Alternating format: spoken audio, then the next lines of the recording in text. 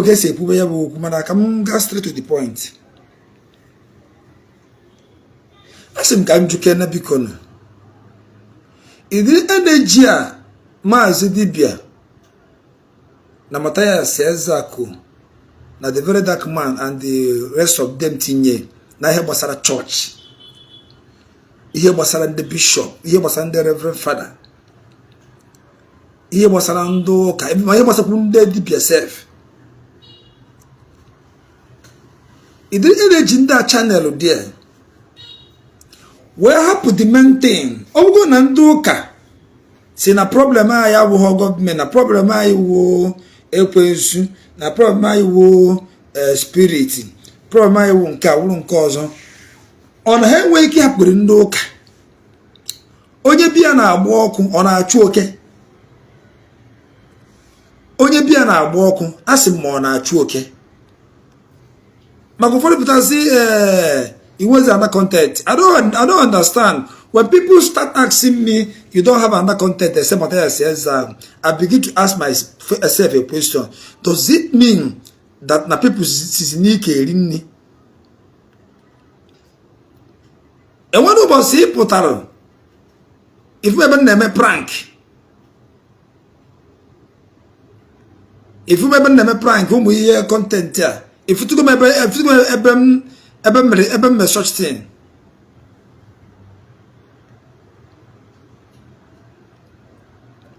As no content. In the of money in my content. All the people of people they see as you go to make content. Each one make content. Mazi did be a question channel energy and Basara Yoka. I monetize your account here. Are you aware of that?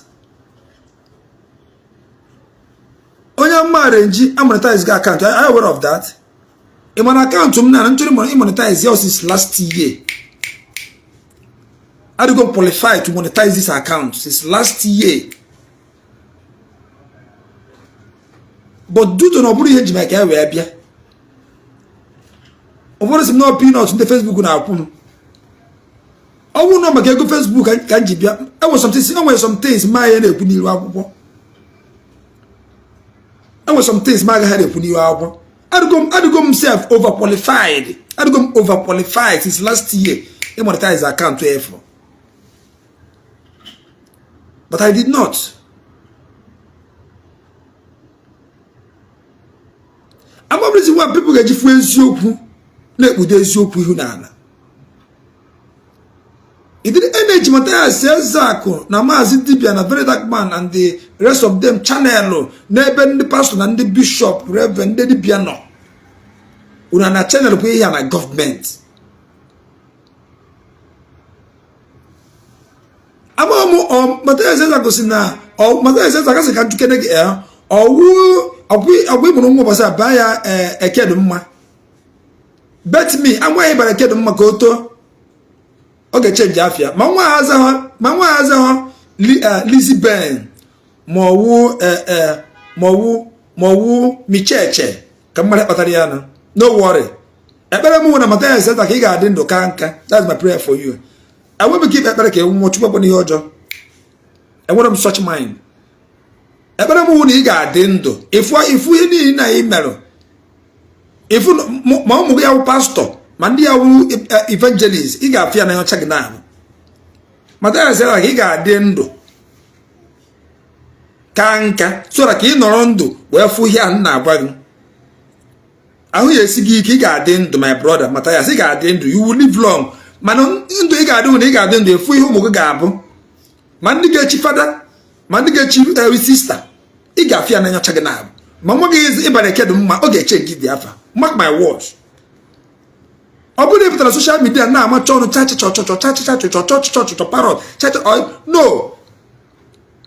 It channel no energy was channel your energy was government. All government we HIM. Onye bia na agbo kwa da chuoke. Hapu godi ndo ka na ndo kas no room evil spirit jiaye. Hapu godi ha. You go to my brother, good morning. David, good morning. Chibo, good morning. Hapu godi ndo ka godi. Ka channel godi our energy to government first. I'm with the government. jide gọọmenti ụta change gọọmenti etinyezi anya na gbasara all these people na-emecha arrange.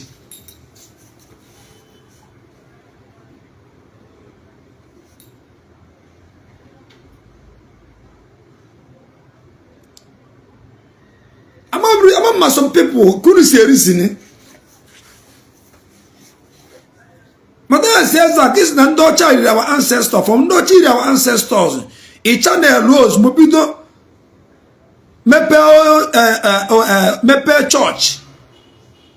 Tao Sunday in a church service now. I don't believe a pen and pot, even branches. In our way and no child ancestors sign. No yabadraye home I call. No, na one more amu mazu mundocha in 5 years time. He do akusibera kesa will play other things. I'm an uncle Ezeaku. I now say you are doing well. Now from not the ancestors he may be one other branch, never been na other states. Branch in other states come now.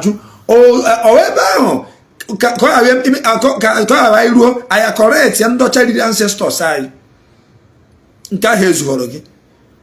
Mathias Ezeaku Ejiofor Lebanon and the ancestors go the land. I'm going to go. And when they are forefathers in the land.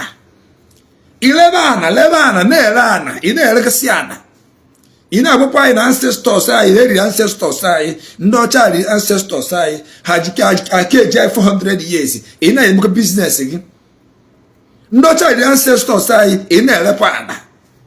In a lana, na ego, nearly percentage. If put on social media, a walk and get no child, ancestors, 400 years, 500 years, no child, ancestors, whoa, yeah, whoa, Iba chuja, Ijapelana, not about percentage, Tina account. If put a bozo, a 1 year, how I do, Mathias Ezeaku Ejiofor and Iwaji. I have told on ego. It's basically no child ancestors are you, no child ancestors are you. Whoa, my gang, my way, Hanamu. Hey, it's go for your own elegant, it's here, I don't know hacker. I don't put a you have a one guy, no child ancestors are you, no child ancestors are you. Who my way, Hana, whoa, it was a good Jujagam. It's a very apartment, he may be hair center. And when we're patient to be there, it's here, she support and I support. I think I'm to connect Mathias. You need not get in a tip on no child ancestors, I may poker, mepe hair center, Nelana. And I told them my day go. I think I'm job. Oh, yeah, go. We met Chandra ancestors. I. Oh, you didn't go. We met China. I need when I went and don't child ancestors. I. Yana Mbo Hesati Mepe. Oh, when the patient had it, you about 20 years ago. And I went and don't child ancestors, our ancestors. Yano Uka in many states. If I never buy no child ancestors, I. If it was a very video, no child ancestors are you, no child ancestors are you. Mathias Ezeaku, the ancestors who had it, but I'm not sure what might happen. Mazidibia, Sebana, Sudan, you're going to go, Egypt, Rome, Ghana, Ghana, India, India, Ghana, Italy, Italy, Ghana, Japan, Japan, Ghana, China, from China to South Africa to Holland, or to Abunezi. We do not born MP in the money. What is the way forward? Get the way forward. Or even now buying and do Rome from Rome, Anglican, from Anglican to bishop, from bishop to pope, from pope to pastor, from pastor to prophet, prophet to evangelist, from evangelist to Pentecostal church, from car to car, from car to animal. What is the way forward? What is the way forward? Can now make a government them. This is 3 years hit him. And when I ask them to break say video. Now after that video, what is the way forward? Can you see about them? Come now, joking.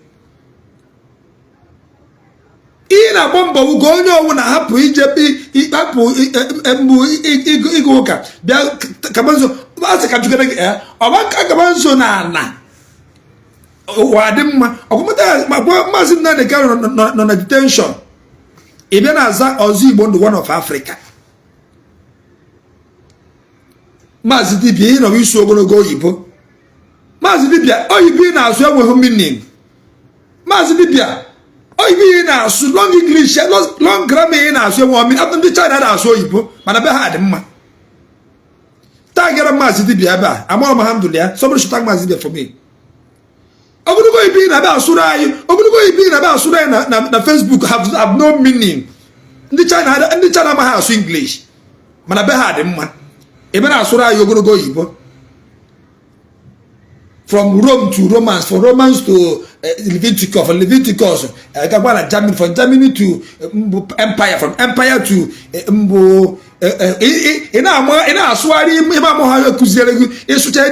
my question now, what is the way forward? Can I juge? Ebe ka ga-esi bido wee dozibe obodo. Idozi obodo. Mathias Ezeaku Ejiofor by now, ị kwesịrị inwe a place ụmụazị ga na-amụ ebe a na-arụ technology by now. Gị na maazị dibịa. Ibi sụọ ibi tibe mkpu. Ndị ọcha dị ancestors anyị o. Ndị ọcha Mathias Ezeaku n'ụbọchị ndị ọcha dị ancestors anyị. Mathias asị gị n'ụbọchị ndị ọcha dị ancestors. Ifere mekana ancestors ka ndị ọcha dị. Ọ na-awa mmadụ ka ha bụ. Ndị ọcha osiri ike ọkpụ aka. Ndị ọcha osiri ike ọkpụkpụ aka. Enwe onye ọcha etiwu onye Igbo ihe. Enwe onye ọcha na onye Igbo nụọ ọgụ onye ọcha etiwu onye Igbo ihe n'ọkpụkpụ aka. Ka ndị ọcha ọka ndị Igbo nwee brain. Enwe ndị ọcha na-atụ ndị Igbo egwu. Enwe ije na Western world asị gị where are you from? Nigeria? Which tribe? Igbo? Onye etipụ ọsọ. Maka na Igbo nwee brain. Ka ezi ka ndị ọcha si rizie ndị nwee brain. Ndị ọcha eri ancestors nke m. All ancestors nke ụka ha ri.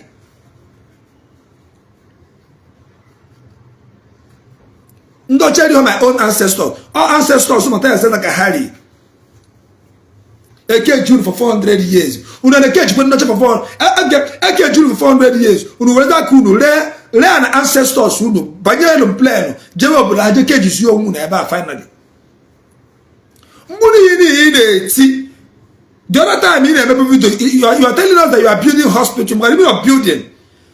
Kamucha hospital. I am building hospital. I am building hospital. Building hospital have turned to renting an apartment. Face me, I face you.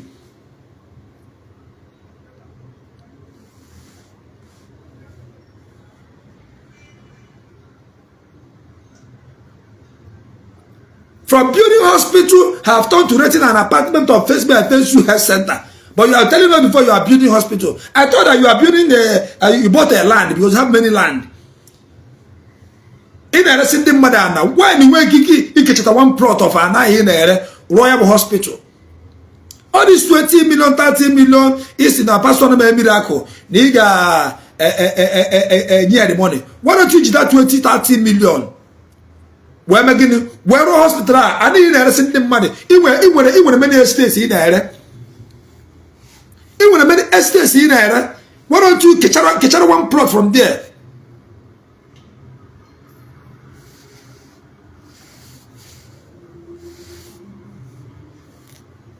Catch one plot there in there. You catch one plot about a rural hospital, on a rural. You want 30 million idea, the pastor. You want a royal. Why na 30 million each of the pastor? They want a miracle. This is a raw hospital. You told us that you are building hospital.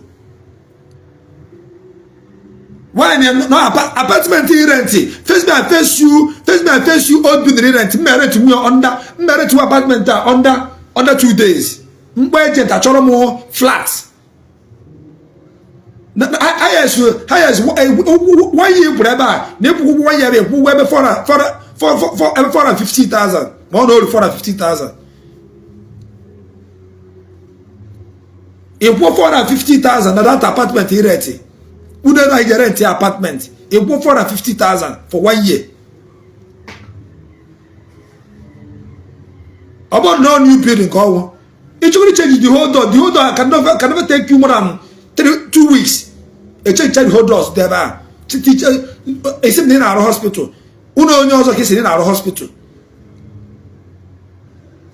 So thank you for how many I'm going to 1 year rent apartment for this health center in our hospital.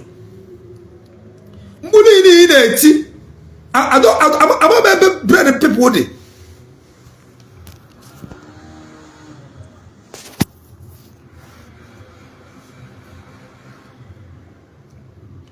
Bread and the mother, my body. I want my bread and the mother. As a country, I go now to every day. I saw a moon out now. Tomorrow, goon, not to consign me, now money. Man, as a country, can't move to the guy where pussy. I cannot do it every day when I treat in the money every day. I have to go. Only through 50,000 I have to achieve. How to come now? Only through 50,000 times. Ebonya ha de ho always check but onye ozo ya to. One day cho ya to. Ogo be only through 50,000 na January. When ike mbo ozo ya to ego giwu na April. Ego to 50 na January, April to 20.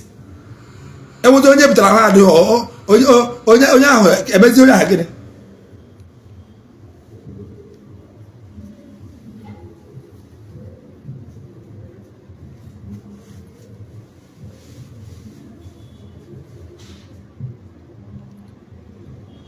Tagore Mazidi Biaba, because Tiger Mazidi Biaba. Come on, go on us. Mazidi Bichefuna, Mazidi Bichefuna, na many graduate na Ruru Nago Hawar today. Which of you? Many people who graduate in the school each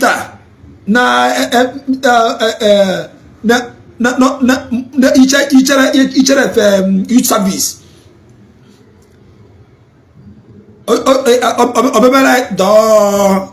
Thank God I've graduated.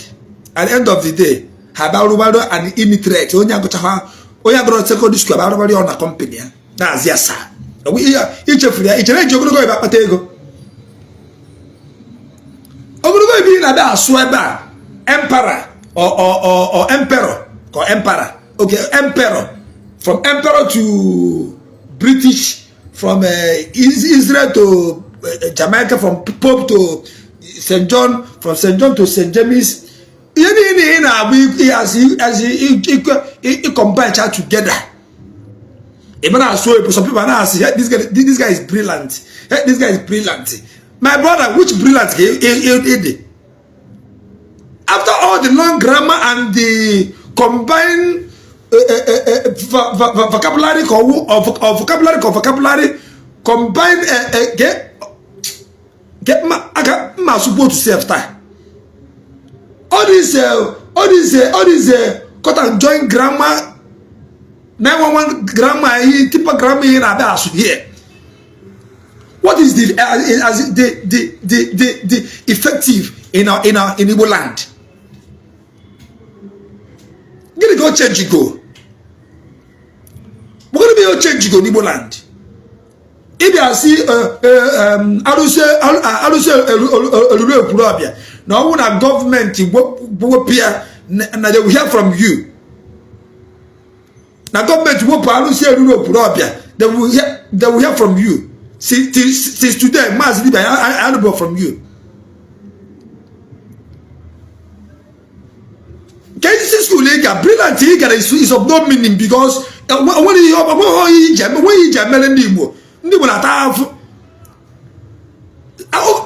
now swear is of no use.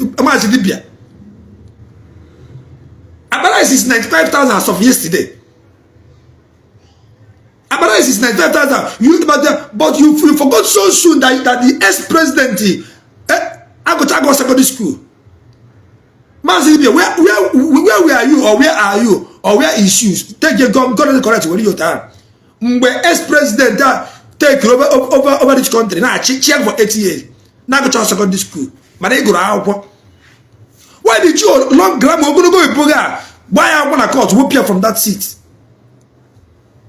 Your ex-president Agachop secondary school. Igbo Land bubu. You what idea? Manochi for 8 years. Also, Choman to understand you beg saying, "Eish, don't come out." Iju ogologo ibo buy out massive national connotation. Ogologo ibo na Asurai. How many times can you go na Abuja just ogologo ibo?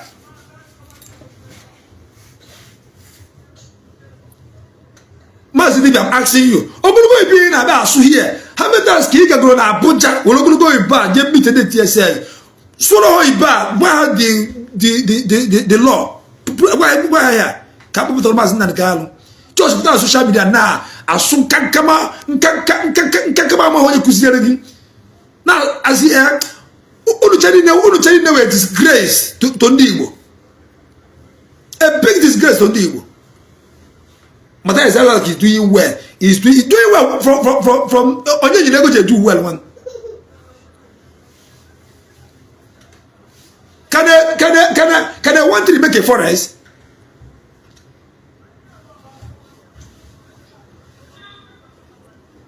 You are doing well. Makana to get the money to know. To all the make go upon the money to know what. That she was to know we now I draw a canco.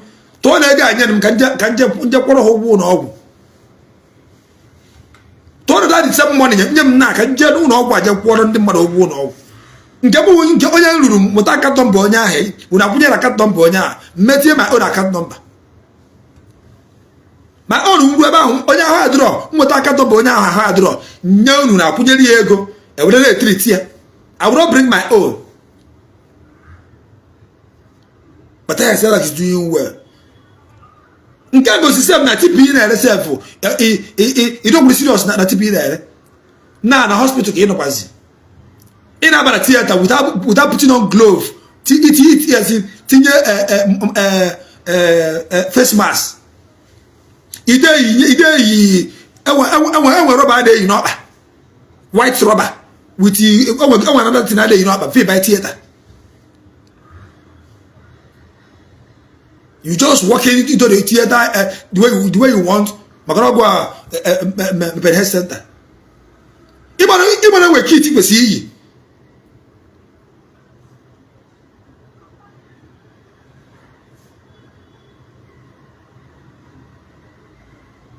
Una ogologo ibo na say one meaning. They have no meaning. And when any impact or great go in our life. Rather, Mathias Ezeaku he dey create alamajiri more and more. He dey create alamajiri. Since we are doing things free for people, every day free. Only Oraga did see, I was in the urge, Ijabambo. Nobody will have the urge, Ijabambo. No, get music, Kepuze Mebru. Obe nke Christ buru me buru pa apa ma para o buru me buru o. If you want to help somebody, wake that person up. Wake Yonya up. Your hospital free of charge. It is we go. It's in your hospital free of charge. Some people are already yourself. And when some people tell her go. If they run hospital free of charge, you know, and money, you think it's a good thing? What impact can the Christ do that? Laziness, idleness, even idea. I know that way. Free to each other, man. And when they put on money down, you want to keep a go down. Yeah, you know, see, I will know more than a YouTube or that will know. 19 years, 20 years, 21 years, 22 years, till 30 years, you want or that will know. And when you don't know that useless, you idea. Anything to blow down, you poor bound, you have one one. You idea. Only need the owner free, unless it dash. Chinya for the owner, say whatever. But no, Boji, what they go, or just to Onya, how we do on what long. Your hospitals not free. Onya how be a treat here free or na. Or ya, Onya haya to go di more go card or ya with it. Each other is we here call. Ima no alama jiri call, kin a crate. teach people how to walk. Echem na aka aja de bita mmanụ. Echem na onye Bobble racha oroma.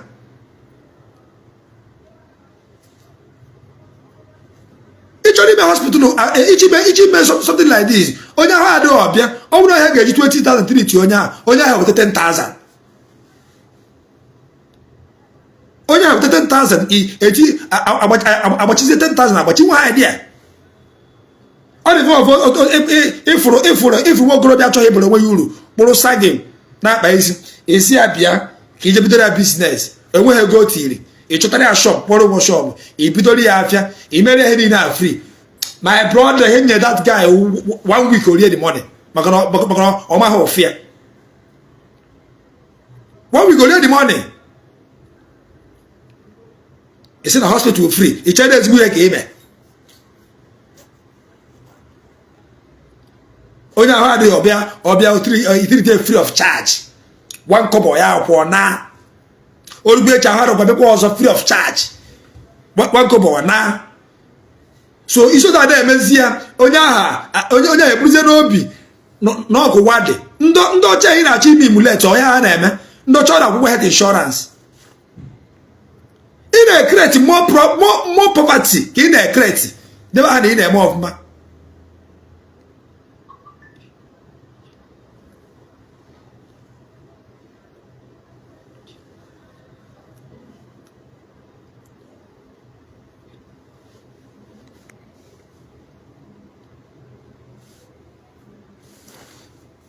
Create more poverty, more alamajiri. Imamare today. And when they were free, then what? You never something. What is what? As in free. So can you accuse people? You are accusing people not to work. Onyaba number. But they go where jail. Onyaba but they go where jail. You know we are. Ejike, good morning. You are welcome. Because there are people how to walk. How to walk. I will even have you free. Now so gonna go Igbo. So gonna go Igbo nothing. Mathias said that this is 3 years. What I 2 people? Umazi Ebwa. What I Umazi Ebwa? In as in now more case aru aeroplane na or aru moto.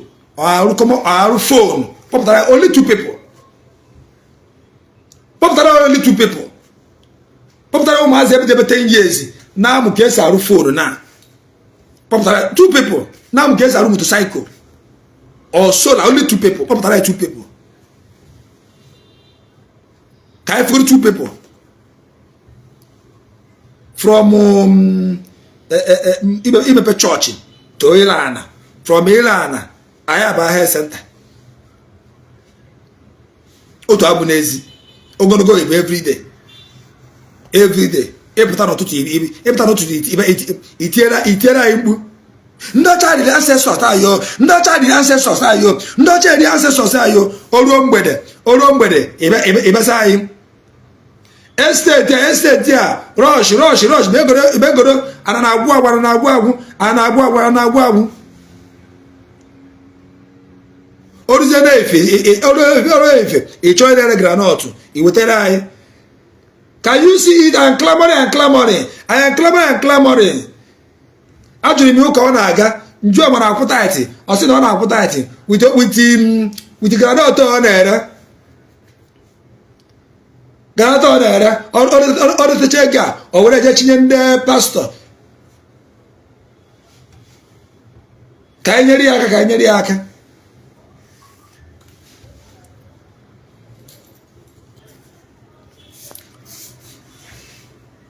Emmanuel obi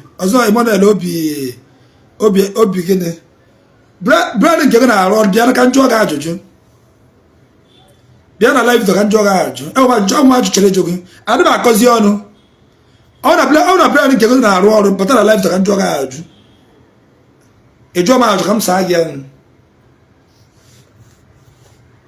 achọrọ m ndị brand ha na-arụ ọrụ maka nke mara arụzi ọrụ nke mara gota mechi onye apụta ka njụọ ya ajụjụ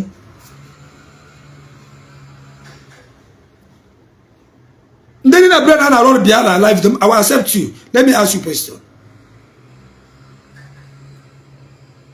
Can you Mawunegi no cocotra hino on negi Luliraha Corobro government.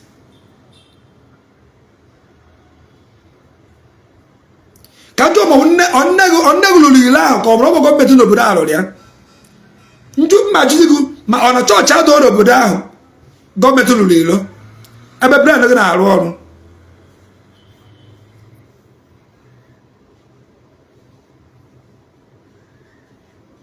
Mathias Ezeaku Ejiofor itiera impu n'otu. Ndị cheri ancestors ayo, ndị cheri ancestors ayo, mana ị na-agba ancestors ayo nzama.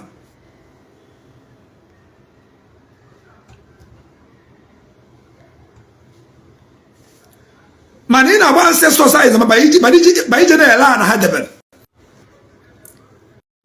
Ana ancestors ayo debere ka ije na-ele. Onye ga-abata.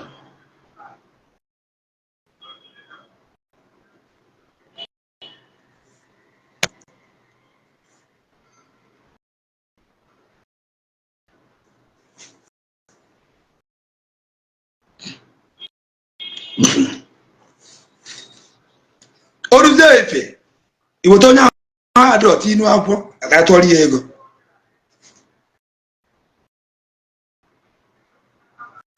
Oruze mgbede egwu anyị na-agwụgo for 2 plots of land onye ọrọba egoro ana.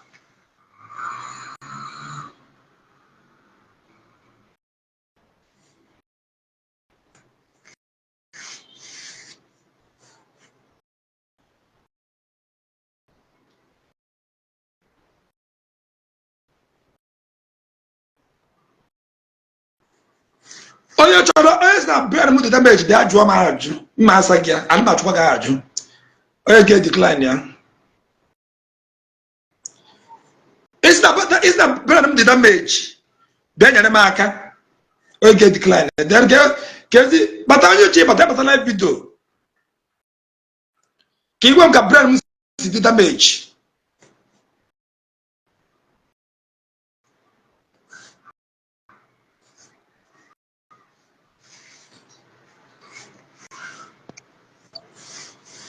My family fun. Okay. Now, after in the Bamba, I am fully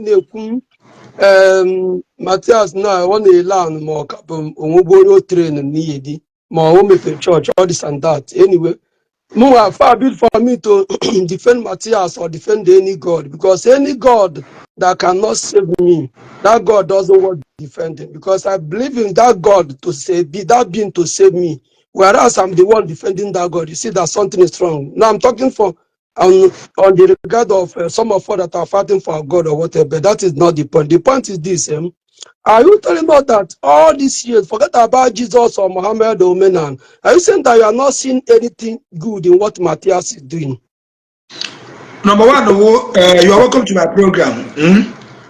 My topic now, Abraham Church. Now, can you work with church? Apart from the church. My topic now, what is actually our problem in Nigeria or Igbo Land? Okay. Give me a major problem. Okay. Anyway, let me because the video Mathias, I think Wadibia, Amaz Wadibia. Just our problem. Okay, our problem. Our problem. I don't guy working at this program. Okay. Can you have a problem now? Good now, Nigeria. Our problem now, Igbo, but that we don't tell ourselves the truth.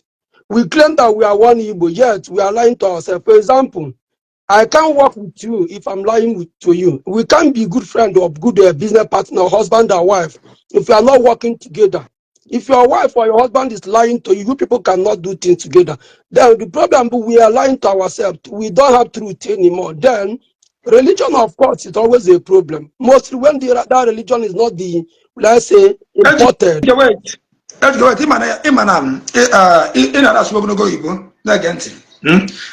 ejikawa nche ejugi asim na Ndi Igbo na like iro abịara Anambra State na ị na-aga ụzọ Igbo ukwu na iro ya adịghị ana m abịa iro ya adịghịzi mma ịghọta according to you na ịbata Ndi Igbo you are on your own not like security of course that is our problem I dey face now so answer the question this problem na-ekwu na ka ị ga-solve ya okay solve the problem for example mmadụ na-aya ahụ nkịta ịgasị onye ọka ebe ọ na-emerụ ọ na-agwaghị isi ọya tara afọ si na ọ n'isi ma ọ n'afọ inye enye ọgwụ afọ ihe ejenyewe ọgwụ isi wara afọ na wee now our problem bụ get to the root of our problem ka e cause one day ka this problem bido problem may start from the origin by our ancestors or whatever ka ebe this problem okay this problem comes in mgbe anyị bido tụbara onwe anyị asị mgbe anyị bido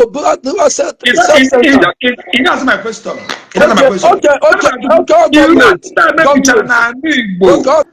Government. Insecurity adị n'ala Igbo ka onye kwesịrị fix ya. Okay, onye kwesịrị fix ya let's say government. Okay, but wait now. Yeah, government. Ejikechara. Ha gwere ogologo ịba chere. Gaa ntị my brother. Enwere ihe my father kwuru. Mma asụ ya n'Igbo, ịma mama ha asụ Oyibo. Mana enwebe njem eji nwe Igbo za question. Enwere my father kwuru. Enwere ka o si wee kwuo mana mma akọ ihe esi ọtị ya. Ọ sị na apụtara ụta bịa ebe a na-eri akụ ọkụkọ ha na-akpa akụ abi. Ọwụ na nsị anyụ na ebe ahụ. Nsị dị ebe ahụ. Akụ ebutezi akụ bịa ebe atọ na ọsị na ndị Igbo si were aja erie dị akụ na my father say na ọ dị wrong of course si wee shovel bupụ dị nsị ka e wee riwe dị akụ I get my point maka na i were aja wuchie dị nsị anyị niile ma na nsị ahụ ka dị ebe ahụ. I am coming. Maybe not. Let me come in. No, let me finish. Wait, let me finish. I'm not a member for you, church or religion. I mean, why people that go church abroad church? No, catch me now. Feel you again. Abuna, all this fake miracle. Arrange and done. Megasi. I get my point. You believe that church does that? Not all of, well, I'm coming. Hold on. Not all of them. Many. I know. Do you understand? Now listen to me. Awe mana na ite na all the form of it. Oti no kita na. Iwo onye isi. Mu awu onye na sote gi. Mu onye na som. Iwo onye isi in order. Si bochi that gate. Ọ bụ ka yenye order one idea the more so order set up the gates then another person apụta just do onye ahụ nyere order apụpe the gate order ka gate ya apụpịa asụ n'oyibo order ka gate ya apụpịa gate then ọ bụrụ onye achọrọ apụpe gate ya ka onye kwesị ije good question, good answer. Maganti. Olu chọrọ ka ndị ụka na-eme arenji. Some of them say no evil spirit na emunu. Abi na bro government. Abi go na we chọpụta na ọbụ evil spirit na eme no government abi. Why don't you leave that person na-ekwu evil spirit ahụ? Jemi to go onye ahụ na-eme first. I'm coming. Each onye ahụ na-eme first. Correct. Yeah. As you back to his senses. Oh, now we're power. If it was now, maybe now no evil spirit. No one can. Oh, yeah, power. It close the whole. Ever had a good thing. Okay. Land to go. I am coming. Why only to happen this year? Was he just would go the correct? First, the change go this year. Where did them way here? Why? Come down on. Yeah, I say happen. Here claim name. according to your proverb is illiteration, is in an urban a governor in order, or in order to the subordinate, the vice governor, whatever. If vice governor will go the next man, go and lock that gate. Yeah. Then open or somebody can say open that gate. They say no, I will open it. Now God say make we lock the gate. Then you see now I nisi of here. The point to be done. Yeah. It just the same thing means that we have to go to the root. Ebe care the problem be done. Give order, instruction, go and lock this gate. That is the same thing we are saying. You have to go back to the root. Now, see now we have to look for the government and start talking, telling them why the road is bad, why the no security, no job, no this and that. Yeah, you are right. But the question, who are the government? Are they not me and you? Our wife, our children, our husband, our wife, this thing. No. Okay. Wait. Yes, we are the government. Then me and you with the government. We not 20 person and the bishop. Another. Okay.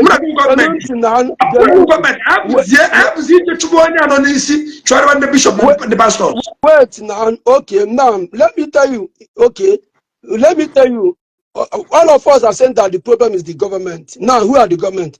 Now, okay, since the government is too big for us to approach, and according to your word, this thing now, I need the Lukebe, can't convince sending people or whatever. That's the way you put it. Now, I need the Igbo people that your problem, these people now say no Satan. That's why I ask you, can you tell me now any problem in Nigeria that has been caused by evil spirit or Satan? Is there any problem you can mention to me now? Okay, now. I know aware that these people now say no, your uncle in the village will now prosper. No, they are lying to you. If your village have companies like Japan, you will not have a room to say that your uncle is chasing you. I'm coming. You know that my brain is damaged. Can do church damage. Listen to me. Give one man kebe and more actually man kebe what is your effort? Okay, what effort have you? Okay, for example, wait now. For example, you are my brother. We are 5 boys in our family. For example, yeah, we have an uncle. Our uncle is, trying to take our property or take our land. For me to unite with my brothers and demand our right from our uncle, I have to tell our brother the truth that this land, maybe my father bought it from my uncle millions of years ago or 50. I have to tell them the truth. Okay. Then that truth, 2 or 3 persons will join me so that we can be a force to challenge my uncle. Wait. What of that 2 or 3 people did not join you? What will you do? Now, that is the point. Now, if that 2 or 3 people didn't join me, only me cannot go and fight my uncle because he's too bigger than me. Now, okay, let me bring you back. Now, the government is the problem. The pastor, which I'm also a Christian, all of them know actually where our problem comes from. For example, here in the who are the government? For example, Peter Obi was moving up and down the whole churches when he was trying to become the Nigerian president. They were praying for him. I'm not against that. Assuming that Peter Obi won the presidential election. What is prayer? Okay, I don't know. I can't find it.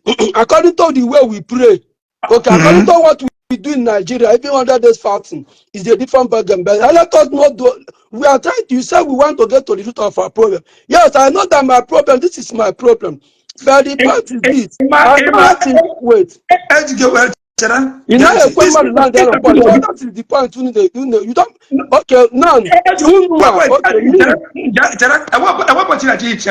Instead that the people go from church to church, when I talk what is prayer, you see me cannot define prayer. Now let me define prayer for you. If this is money, good morning. Do you know it's a prayer? Okay, yeah. Yes. Just good morning. As in good morning. Okay, I'm thinking,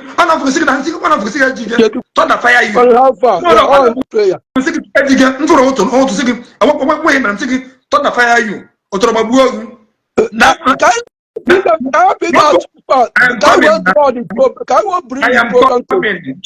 I am coming. Now, focusing Gani, is it a prayer? It's a prayer. us leave that one. Let us go to the topic. Is it a prayer? Yeah. And where the bad, even if the certificate, because certificate at the home, for example, Maptasigu, all right, here, I'm here. So just get it's in Mathias.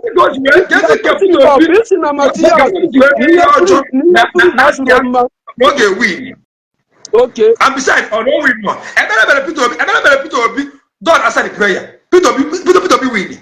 Yeah. Mmadụ bịa na program unu kesi ekwu okwu ikwu 1 minute ya pụ onye a okay Peter Obi minu you know the example now who is the president of Nigeria are you going to write Peter Obi okay now you know na classroom now or an interview you want to go to America you want to get a job I say who is the president of Nigeria are you going to say Peter Obi won but Tinubu is now the president are you going to say Tinubu is the president who is the president of Nigeria I will say Tinubu is president. Why not say Peter Obi is the president? Because you said that he won. Now, so yeah, Peter Obi won from the prayer or whatever. Then why is it that God doesn't have power to bring Peter Obi to that seat? Yeah, does it mean that God? It's different. Wait, you said prayer. Wait, you said that Mathias, near free and no being people late like hospital free. Yeah. Which me, I also tell Mathias that hospital, the hardest thing you can do in this world to run a charity, hospital of 18, even if not one bed, you can't do that. People are going to abuse it. Now, you see now giving that free something is making people lazy. Yeah, you are right. Let me give you right. Okay. But now, assuming that you have a system whereby if you are sick, you can go to hospital and get it free. Will you go if you have a standard hospital now where if you want to do operation or whatever, you go there free? Are you going to go there? Are you going to pay them money? No. See, as you pick my point, thank God. I thank God for you for saying the truth now. Just pick my point. Mm-hmm. My brother, that is the truth. But you want the truth, my brother. Get it? I'm gonna Mathias said that I go. I will come back to this thing in Fudan. Go ahead. I want to bother for 6 dollars. I'm gonna go. The good job go ta. Iye mu 10,000 ta. Always. Mbakwa 6 dollars. Nega iye na aguna. We dey pay more so. It depends on our relationship and wait now. It depends on our religion. You ask me a question. It depends on. Can you repeat here? Wait, let me repeat it. So that can we get started the question? Can you get back? Actually, you get back. And you're like that. I want to be at another. Sitting I got to give 10,000. Already, 10,000.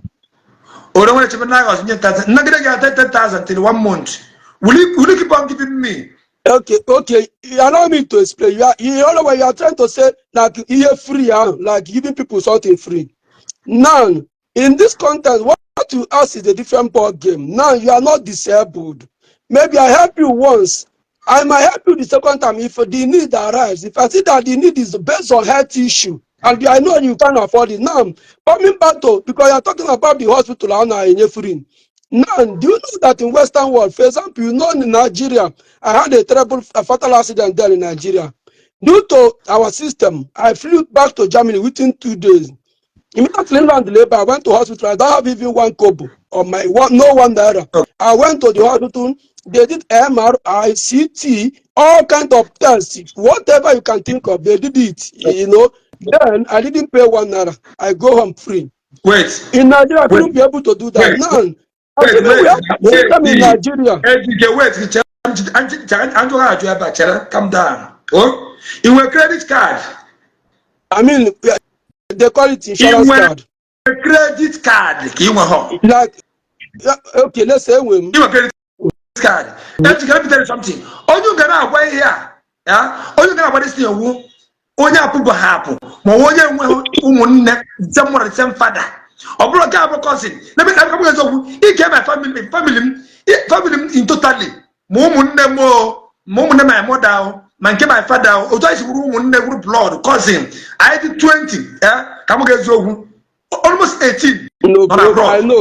I'm So, wait, almost 18 not abroad. You never want them money, my brother. It is not nice.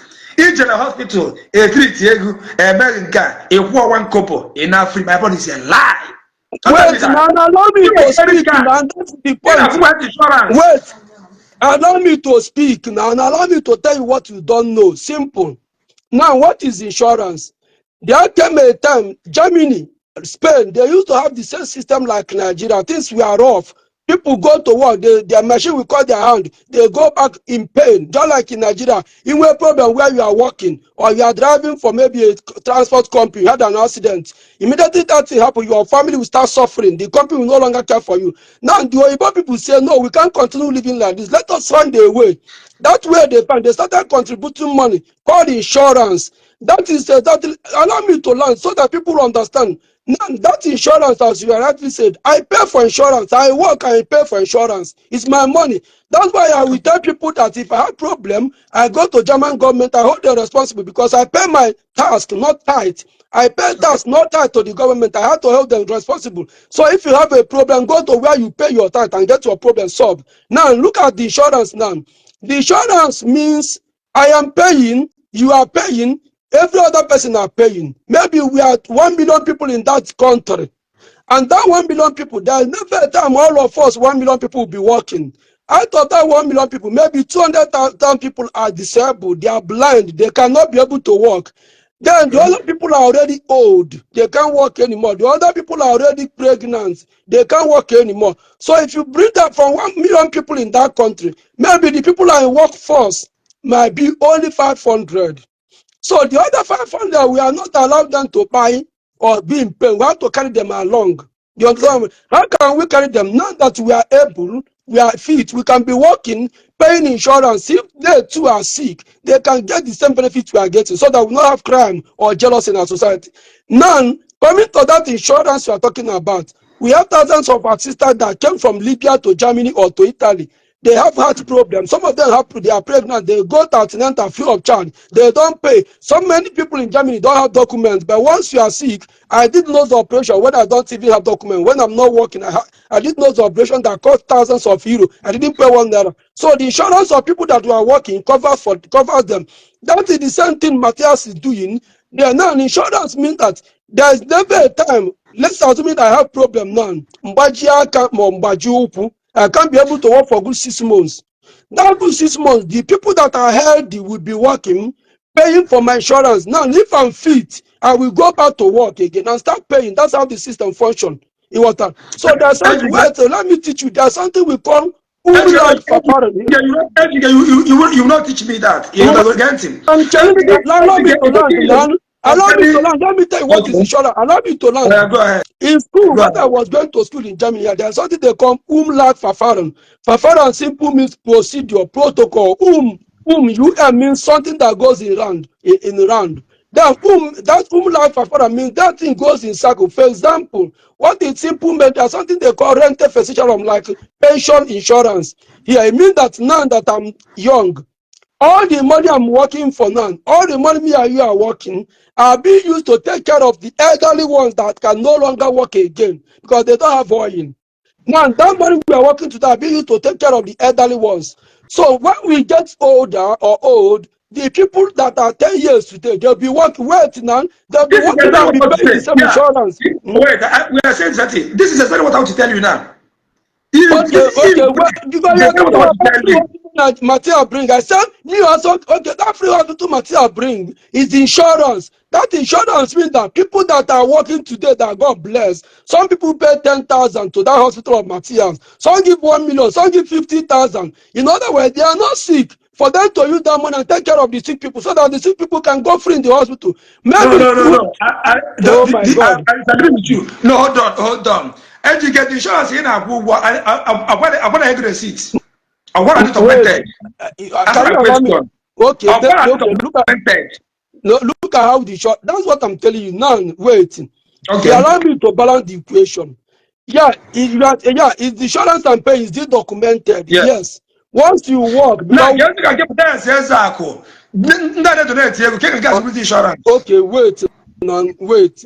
That's the point I'm trying to tell you. We are million years far from Oyibo people. We have a long way to go. Oyibo people need to have the same problem we have in Africa.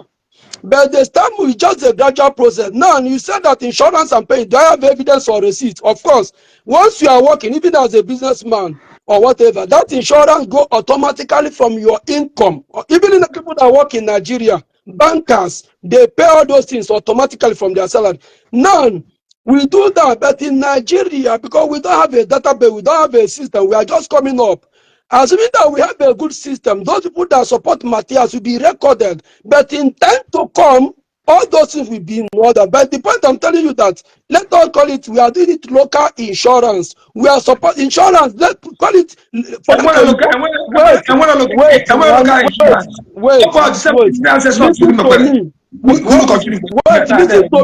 listen to me. Local insurance, that was the time. That was my program is to teach people. I'm not religious. The insurance means in the olden days in Igbo Land, I did it.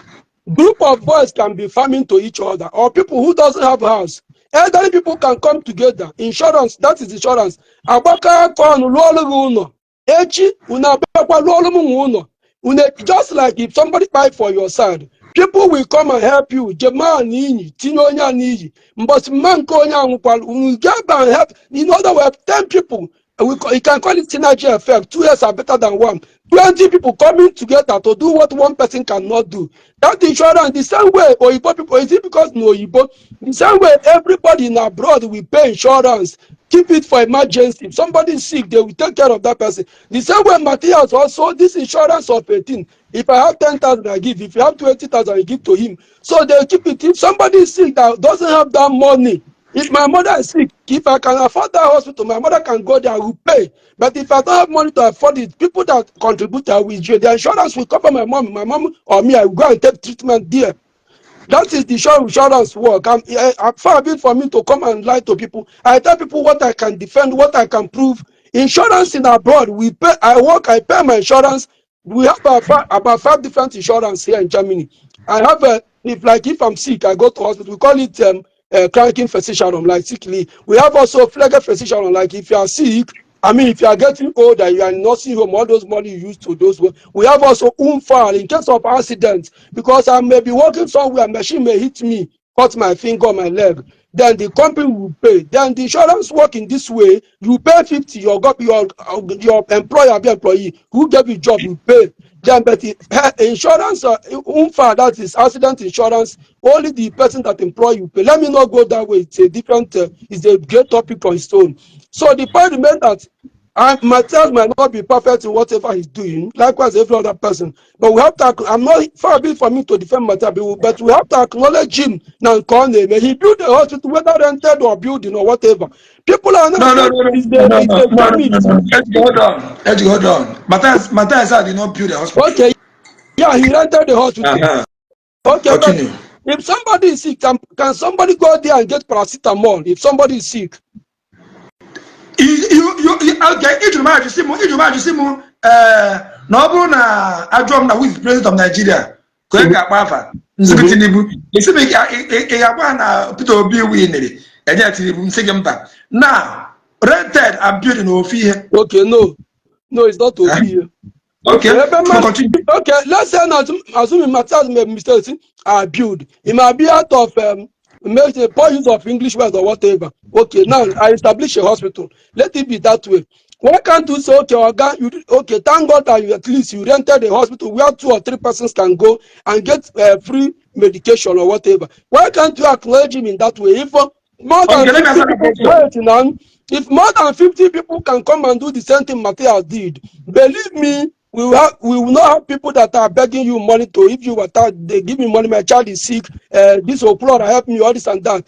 People will not go there freely. If they can have about 50 people that will bring that in, whether rented, whether one room, whether in fact, if I have a chemist shop in Nigeria, where if I'm sick, I go there and get paracetamol, I will go to that chemist shop. Are you aware that in Nigeria, let me call Nigeria. If I come out and say widows, if you know you are a widow, come and take one bag of rice. Do you know that people that their husband is still alive will come and join the life? Of course, man. I told Matthias that people are going to abuse it. Are you aware? More than, now, let me ask of course. You people are telling me that I should appreciate the one Mathias Ezeaku did. He rented a hospital or this and that, and established a hospital. Have you people appreciate the one other churches are doing? Okay, now it's a good question. So, do you pay evil with evil? Do you pay wrong with wrong? Can two wrong make it right? So, okay, because we don't appreciate the other one people are doing. Why did you appreciate? Listen to me. Have you ever heard Matthias saying that even the last video he posted about Jeremiah, when Jeremiah said, Matthias, I'm going to arrest you, all those stuff. Matthias said here that he expects ministers of God or whatever. If their church member is sick, you don't need to offer them olive oil because you don't take it. Your children don't take it. They go to abroad. I want to ask you, you are going to another direction. I'm coming for the question you asked me now. I'm trying to.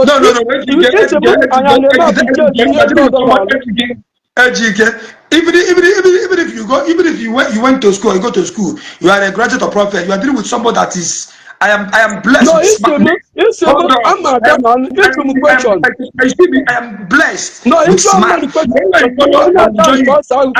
Come from that place, or I'll follow you. Go there. No, answer your question. No, you did not. My brother, you did not. Calm down. You did not. Okay. You are talking about the only God. When other people appreciate the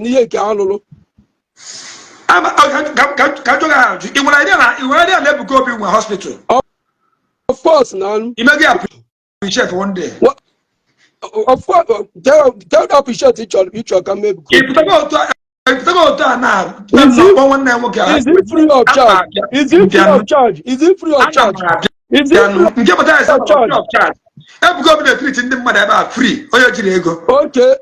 I will. Okay. I'm talking, my brother. Calm down. Free of charge. Okay, let's say you won in that one. You win. Okay, you win. I saw that. Okay, now we win. I don't. Okay, now the point remember. The point usually make in Matthias in thousands times saying, if your member is sick, don't give them olive oil because you and your children don't take olive oil. You go to London or Dubai to treat yourself. Why can't you bring that person before the altar and say, please, Mama have cancer, our sister have a fibroid, Mecca is having kidney problem. Can the church contribute money so that we take Mecca to India to kidney transplant? Matthias have been saying that. Let me answer the question. Have you ever seen every sickness that was cured by the hospital? No, it's different from what I'm saying. No, every sickness. Every sickness. Now, get go busy when hospital, standard hospital. I mean, Lagos. Minus government hospital. Nicholas. Get go as we follow. Get go busy west that hospital. All the treatment the money they go free. That is the way. I'm somebody can now. Only for the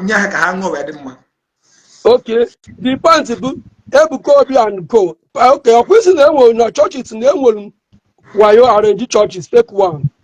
Yes. Okay. Those people, churches is not arrange or fake. Their members here put in a pass up arrange or fake.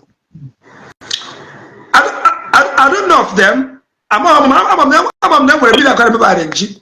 You go and I know they will be that, and I'm not speaking on behalf of anybody. That is the point. Now, when you were, all of us agree that we have arranged pastor, fake pastor. But me, Ejike will always defend his or her pastor. I will not agree that my pastor is part of the arrange. You might be saying, Ejike, this your pastor is arrange. Me, I will say you are. So none of us want to agree that our pastor is arrange. The point remains that olive oil doesn't heal anybody. Pure water doesn't heal anybody. It's only you are opening a pure water company. People buy your water. No. Point of correction. Here, see, olive oil cannot heal you. Not everybody, for others. Okay, now. You go. Okay, you are. Talk about yourself and your own family. Your family It's only why you can heal people. We disagree with you. So are you telling me that somebody that have okay, is the category of healing olive oil can heal or any kind of healing? Do you believe olive oil have power to heal all kinds of sickness? Or Let me answer that question. Let me break it down. Just can break it down. I want you to now with this Western world, you know how highest. And we're going to the hospital no gay. I want to to the no gay. As that's where the small. I want not to go late. And we're going to put it as in and we want as in women money. Not small. Of course, I know. Upon the oxygen and the machine they are bound and the highest doctor there. Upon sometimes I mention about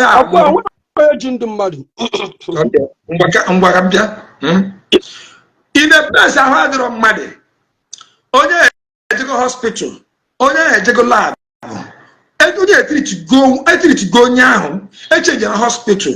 I change in a doctor. I change in a no way. Abanya Igbo. Emem call Igbo. Emem call Igbo. No way.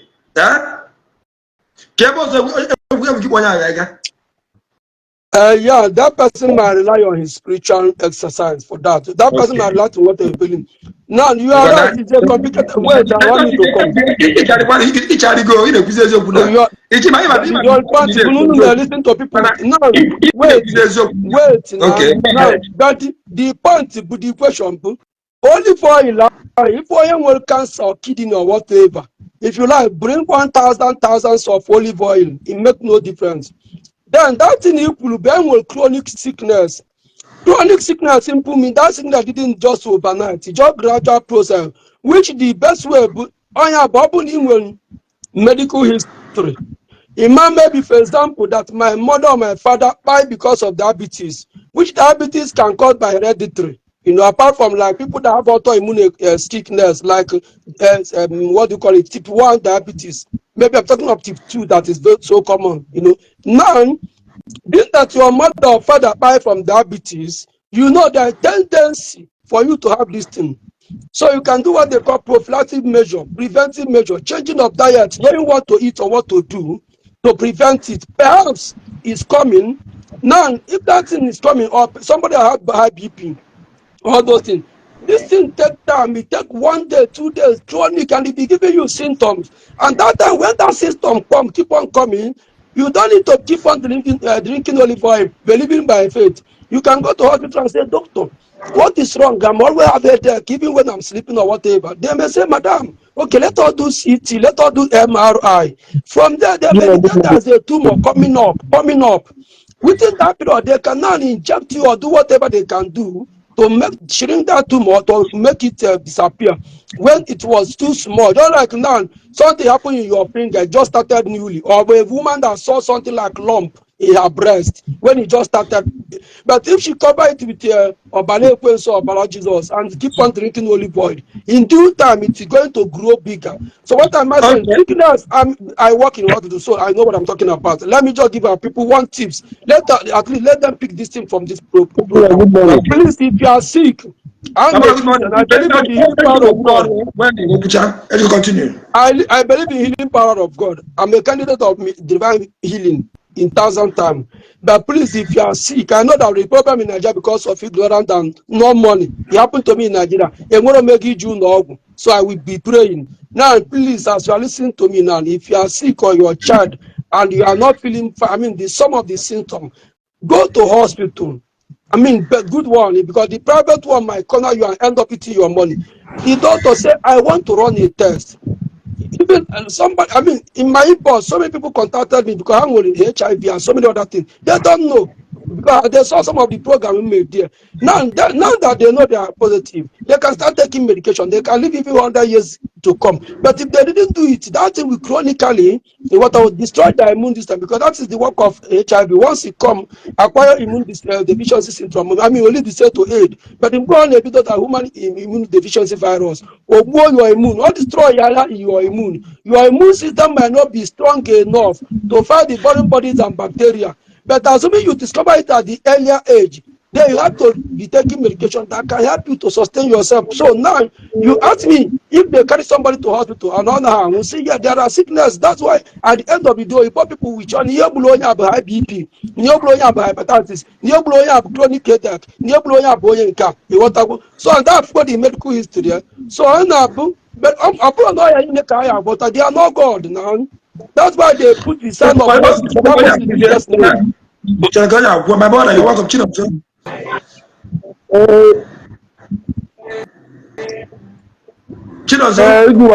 Good morning.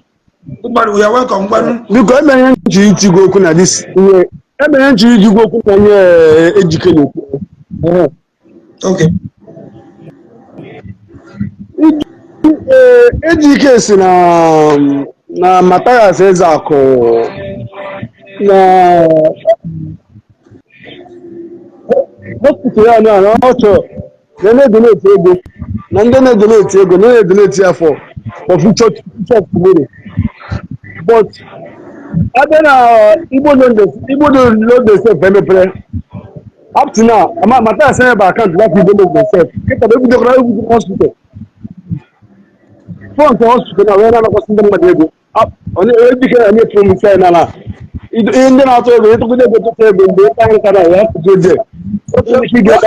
Brother, the solution. Open your own. Brother, open your own.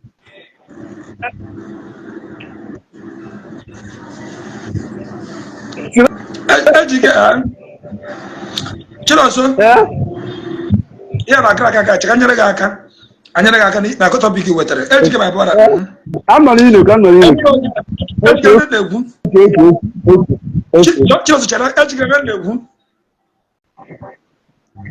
Okay, Chinonso, before Mathias made the account, he goes go down receipt ija tunye go there.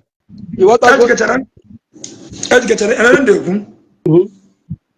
Enwere ajụ m na-ajụ awụ ya na-agba mgba adịba agba Mathias Ezeaku mgba adịba agba ya mgba enwere ajụ m chọrọ ịjụ m ana ama m na ya hasan ụdị ajụ tile eternity ị ma ajụ ya maka njuzi ego nwa are you hearing me? Yeah, me mute so you can put up it. I'm hearing you. Go ahead. Okay.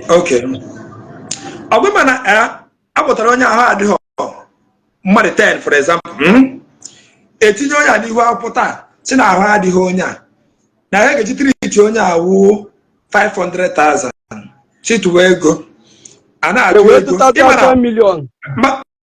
mba ma dochara ma abịa ọwebe nna aga a na-atụ ego ọbụmadụ dị etiri onye a n'ihu akwụkwọ ọbụmadụ dị ka ifo the video ịba online that day ịghọta enwere ifu video that day. When the friend the next day, when the friend the next upper day, when the friend 1 week time, you are there. When the friend 2 weeks time. They make you support to a one treat Chagoyan can. Yeah.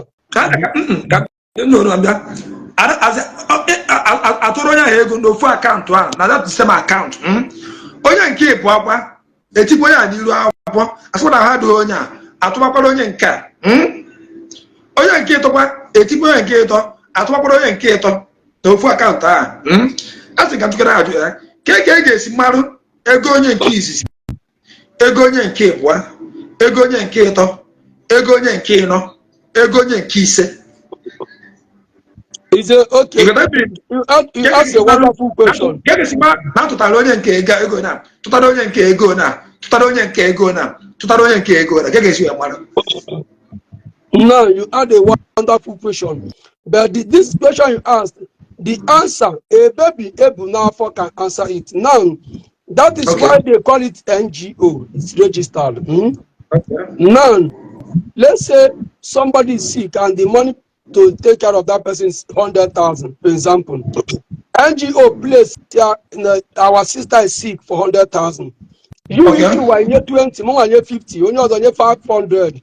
the money already covered. Age over 3 maybe the thing happened last year. When I heard 3 when you come across that post, I'm trying to summarize, put you through. I know what you're talking. I will come across that video in 2 years to come. I say, oh, this guy is doing great. This woman is doing great. Let me support. We are not that person here 3 when he's out of the hospital. I now pay another 20. Another person pay 1 million, 2 million. So because of this particular person that they need 100,000 to treat, a real is more than 20 million. Yeah, yeah. Abi? Now that is why it is called NGO. That is why they don't have to bring a personal account. That's why they bring that company, let's say company account, that NGO account. Wait, now I'm coming. Make a No, question. let me come now.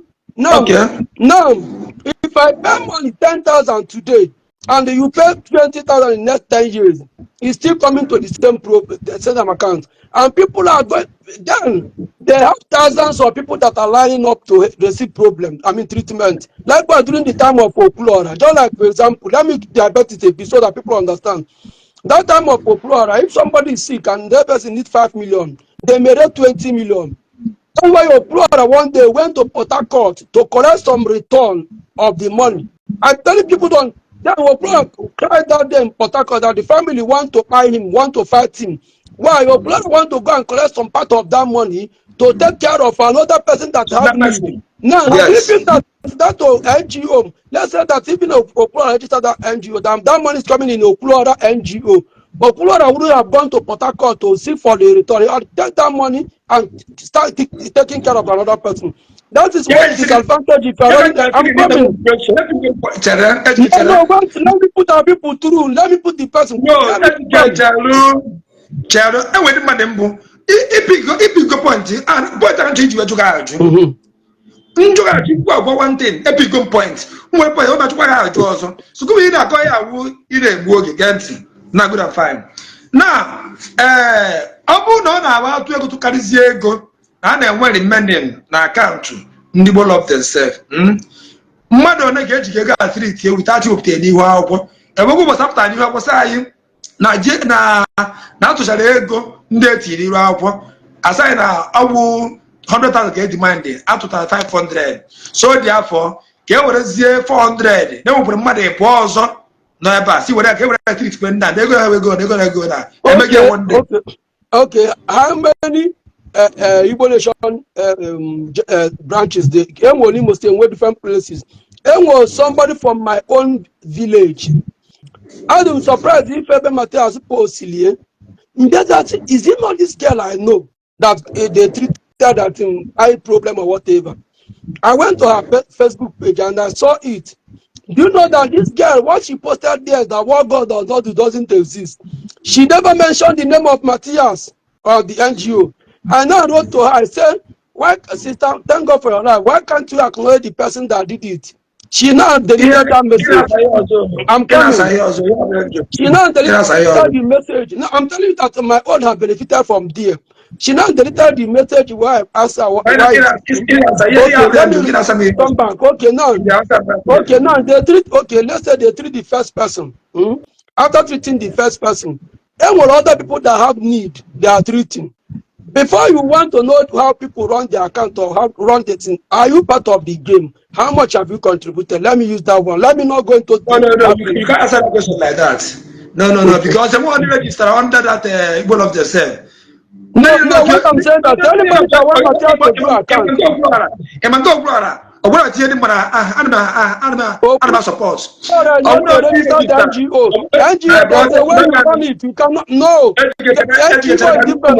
Don't have NGO.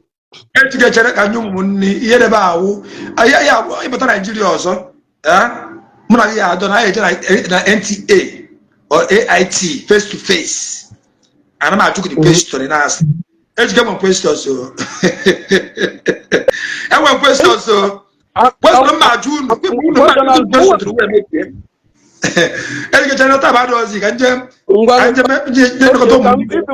Online, can join online. People have to appreciate Mathias. He's a great force to reckon with, you know. So I want to party, but when